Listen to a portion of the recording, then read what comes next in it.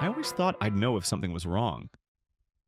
People talk about signs distance, coldness, arguments that never really end. But for me, it was just Tuesday.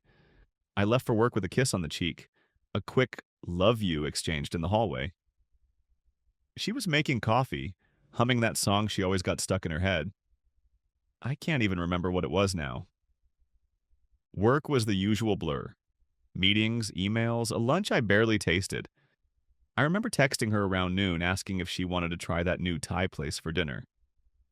No reply, but that wasn't unusual. She got busy too. I figured she'd answer later. The house was too quiet when I got home. At first, I thought she'd just gone out for groceries, but then I noticed the coat rack. Her jacket was gone. The shoes she always left by the door, missing. I walked into the bedroom and it hit me like a punch. Her side of the closet was empty. No clothes, no shoes, not even the lavender-scented pillow she insisted on. I checked the bathroom. Her toothbrush, gone. Her makeup bag, gone. The shelf where she kept her favorite lotion bare. I stood there, staring at the empty shelves, my mind refusing to catch up. I called her cell, straight to voicemail. I tried again and again until the automated voice told me to stop. I opened my laptop and went to her Facebook page. Content not available. I checked Instagram, Twitter nothing, like she'd never existed. Panic started to set in. I opened our banking app, desperate for some kind of anchor, something normal. The account was empty, not just low zero, every cent gone. I sat on the bed, phone in my hand, staring at the blank wall where her art prints used to hang.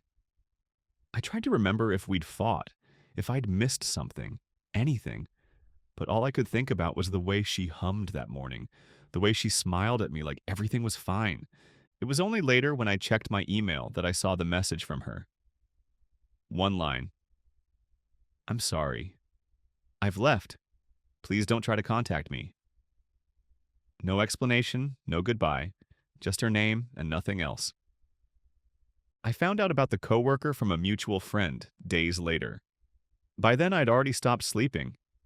I just sat in the empty house, listening to the silence, wondering how everything I thought was real could disappear in a single afternoon. I didn't tell my family right away. I couldn't. For a few days, I just drifted through the house, picking up pieces of her an earring behind the dresser, a mug she'd forgotten. Every time I thought about calling my parents, my throat closed up. I knew what they'd say, or worse, what they wouldn't. When I finally did, my mother answered.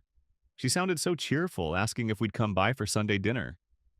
I could hear the hope in her voice, the way she always sounded lighter when talking about my wife, her favorite daughter-in-law, the one who made me better.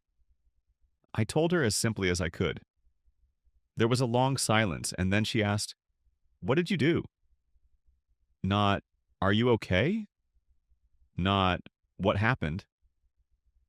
Just that. My father got on the line, and it was the same thing, only colder. I could hear the disappointment, the resignation. Like they'd been waiting for me to mess this up. They didn't ask for details. They didn't ask if I needed anything. They just wanted to know if she'd call them, if they could reach out to her. My sister texted me later. How could you let this happen?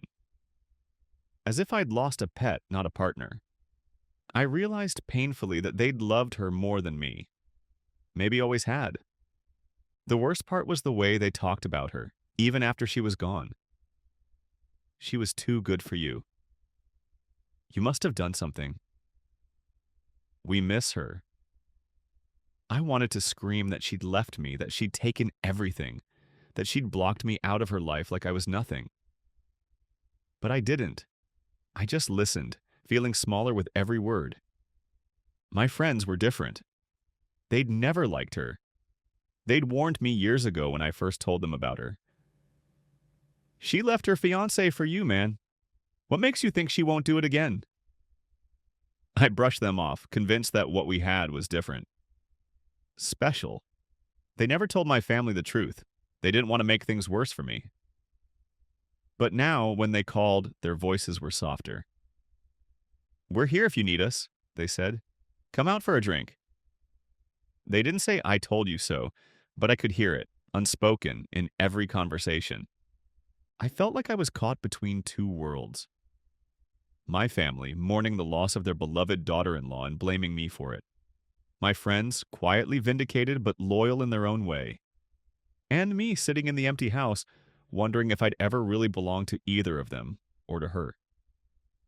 The anger simmered under the hurt, not just at her, but at all of them, for picking her over me, for never really seeing me at all. I kept my head down after she left. There was nothing else to do. The house was too quiet, my family was colder than ever, and my friends, well, their sympathy felt awkward, like they didn't know whether to hug me or shake their heads. So I worked. I poured everything into my job at the accounting firm. Early mornings, late nights, weekends. I barely noticed the hours passing. The work was something I could control, something that made sense. It paid off. I made partner faster than anyone expected. Faster than anyone ever had, actually. Suddenly, I was pulling in nearly $270,000 a year, with bonuses that could push me over $300,000. The number looked surreal when I saw it on my pay stub. For a while, I let myself feel proud. I'd built something, even if it wasn't what I'd planned. But nothing stays secret in my family for long. One of my cousins, always a snake in the grass, always looking for gossip, found out about my promotion.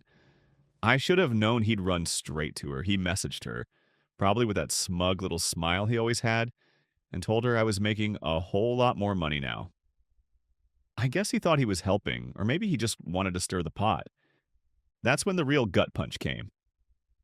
She told my family, the same family that had blamed me for everything, that the reason she'd left was because she thought I was financially abusive. She said I hadn't been making enough money, that she'd always believed I'd do better, but I'd let her down. Her coworker, the one she'd left me for, made over $100,000 a year.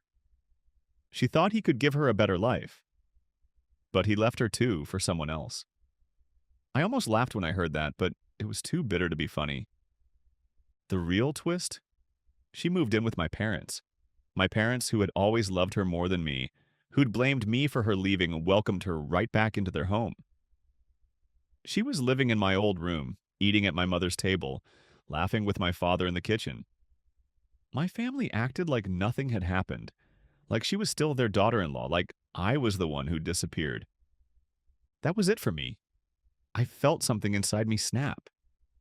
I called my parents, told them I was done. I told them they could keep her if that's what they wanted. I didn't want to see them, didn't want to hear from them.